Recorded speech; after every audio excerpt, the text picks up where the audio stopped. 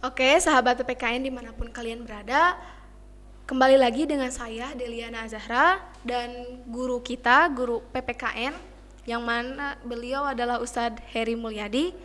Nah, pembahasan sebelumnya kita membahas tentang lembaga penegak hukum juga kepolisian.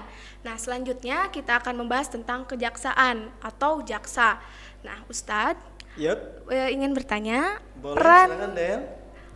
peran dari jaksa sendiri di dalam lembaga penegak hukum itu apa? Ya, baik ya. Pertanyaannya tepat sekali ya. Kejaksaan Republik Indonesia adalah lembaga yang melaksanakan kekuasaan negara. Jadi dia itu mengemban amanah negara. Nah, khususnya di bidang penuntutan. Apa itu penuntutan? Adalah tindakan jaksa untuk melimpahkan perkara pidana ke pengadilan, mulai dari pengadilan tingkat pertama yaitu pengadilan negeri ya, yang berwenang yang pertama. Kemudian caranya diatur berdasarkan undang-undang ya, berdasarkan undang-undang tentang kejaksaan yaitu Undang-Undang Nomor 16 Tahun 2004 tentang kejaksaan. Begitu ya. Jadi tugasnya adalah penuntutan terhadap kasus atau perkara tindak pidana. Kalau bisa dirunutin berarti kepolisian itu di dalam penyelidikan dan penyidikan, Iya. jaksa itu penuntutan. Menuntutnya. Ya, gitu. Oke. Ya. Lanjut ke pembahasan berikutnya. Boleh, silakan. Hakim. Jadi apa peran hakim? Tugas juga fungsi seorang hakim itu apa? Wah, luar biasa ya pertanyaannya. Tentang hakim ya. Hakim itu ada 3 paling tidak ya. Ada hakim di Mahkamah Agung ya, itu disebut dengan hakim agung ya. Kemudian ada hakim di bawah Mahkamah Agung, baik hakim di pengadilan negeri, pengadilan tinggi ya. Kemudian ada hakim di Mahkamah Konstitusi. Nah, itu hakim ya. Nah,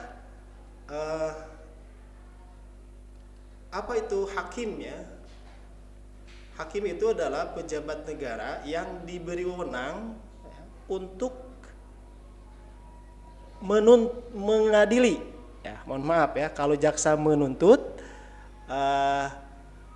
hakim itu mengadili perkara. Jadi setelah berkas perkaranya itu selesai oleh kepolisian ya, kemudian dilimpahkan ke kejaksaan baru mengajukan jadwal persidangan ke pengadilan. Nah, pengadilan itu baru mengadili perkara ya dengan menggelar persidangan. Jumlah berapa kali persidangan jelas tidak dibatasi sampai ditemukanlah rasa keadilan pada para pihak terkait pada kasus tertentu gitu. Ada yang cukup mungkin hanya 2 kali, 3 kali, ada yang sampai belasan kali ya persidangan ya, seperti kasusnya kopi sianida atau sianida. Kasus penistaan agama Ahok itu kan tidak cukup 1 kali itu pengadilan menggelar persidangan.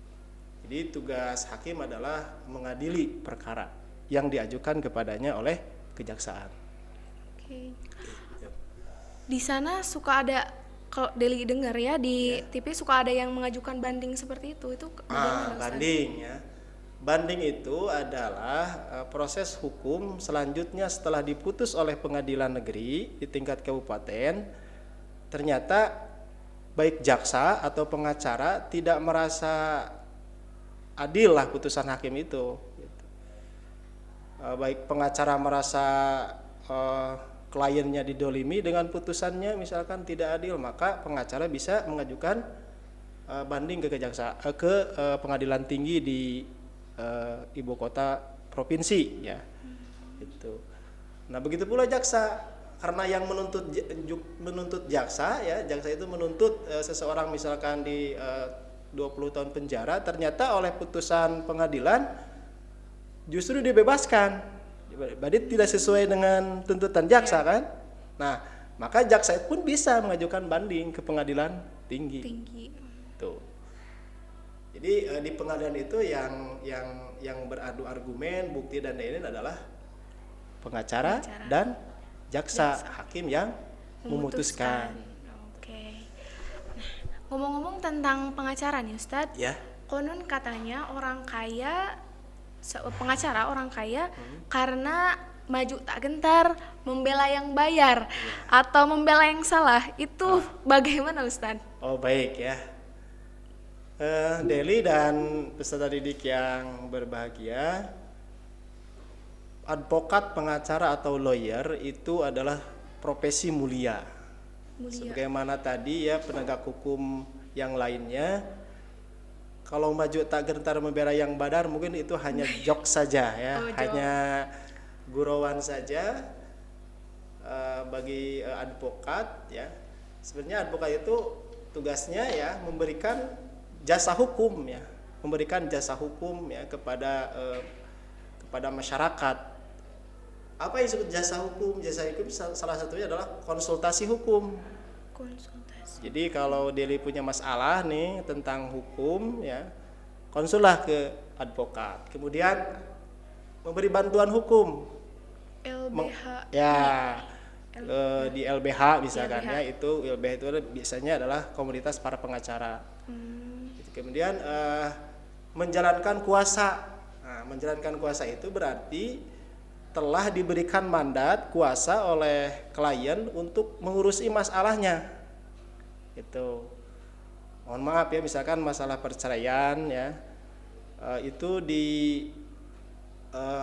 setelah kita menguasakan kepada pengacara, maka pengacara itu menjalankan kuasanya atas nama kliennya.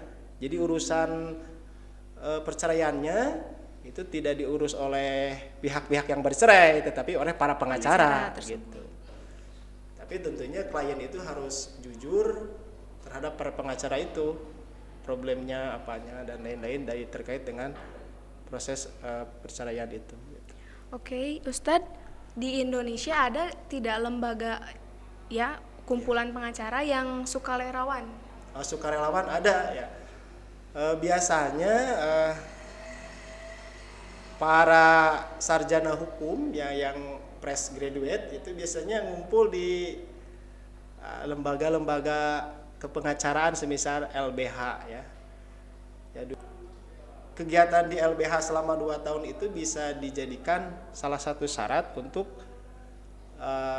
mengikuti ujian kepengacaraan gitu.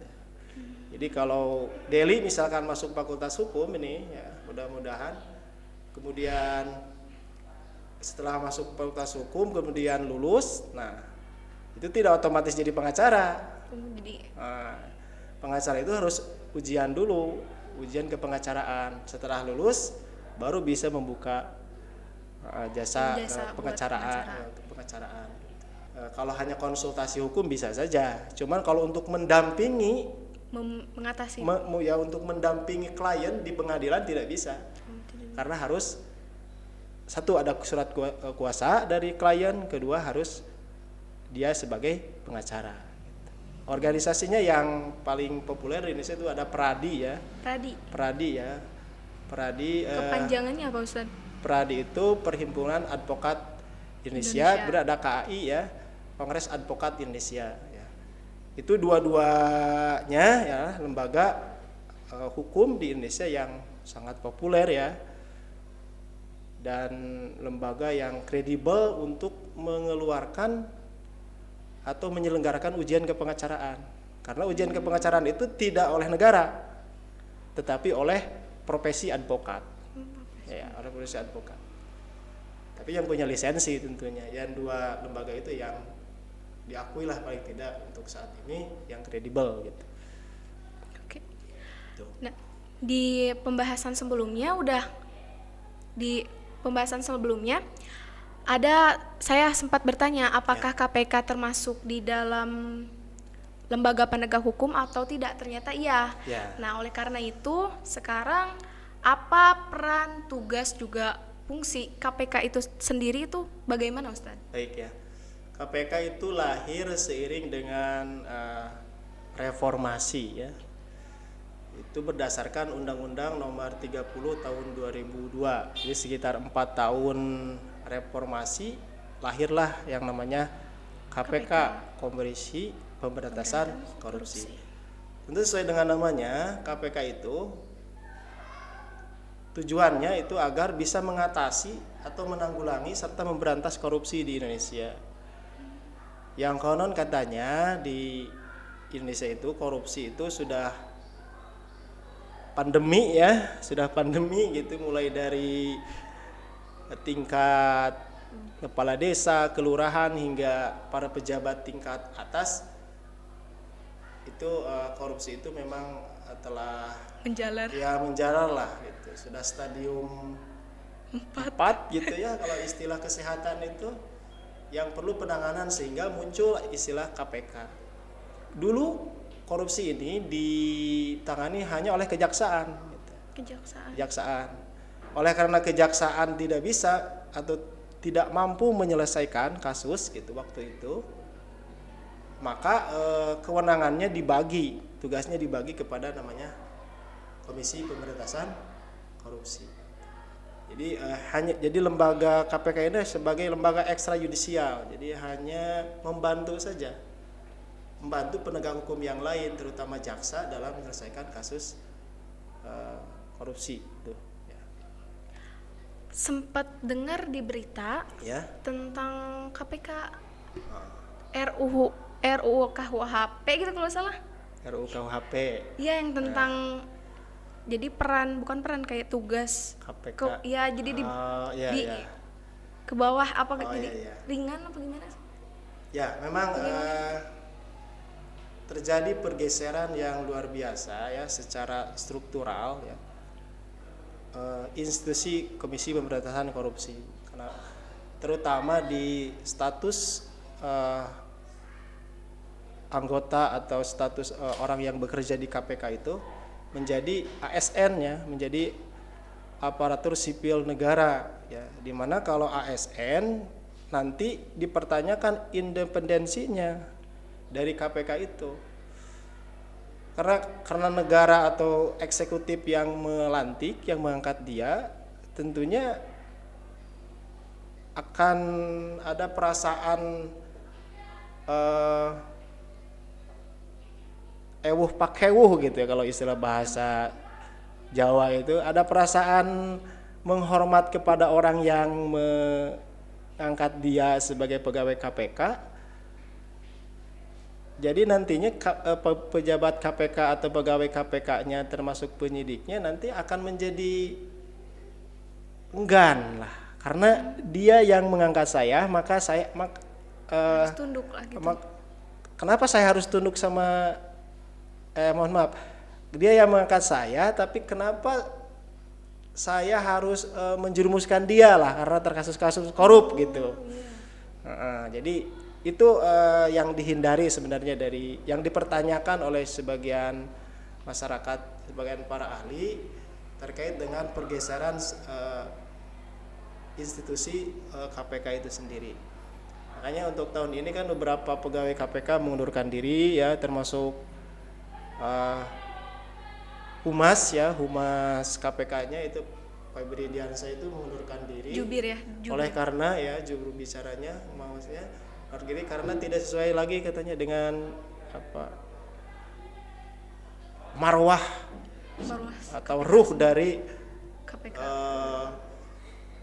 Anti korupsi KPK itu. Jadi hanya sebagai alat negara saja. Padahal itu kan harusnya independen. Itu ya. Ngomong-ngomong tentang pendapat Ustadz, nah pandangan Ustadz atau pendapat Ustadz terkait keberhasilan lembaga penegak hukum KPK di Indonesia, apakah telah berhasil apa belum? Baik ya, pertanyaan berat sekali. Berat sekali ya. Yang punya statistik kasus yang akurat adalah Kejaksaan dan KPK itu sendiri terkait dengan kasus korupsi dan penyelesaiannya. Tapi kalau Ustaz mau menyampaikan analisa dan pendapat, saya kira bisa dipilah dari tahun ke tahun. Jadi sepak terjang atau kinerja dari KPK itu bisa dipilah dari masa kepemimpinannya. Nah, untuk tahun ini saya kira mungkin sedang mengalami kegoncangan ya di tubuh KPK-nya, kemudian banyak kasus-kasus yang sebenarnya besar ya, tetapi belum terungkap sampai saat ini. Jadi kalau secara umum ya kita tidak boleh puas dengan upaya penegakan hukum di Indonesia dalam tindak pidana korupsi. Kita terus dorong KPK, kita terus dukung KPK agar bekerja lebih baik lagi saja.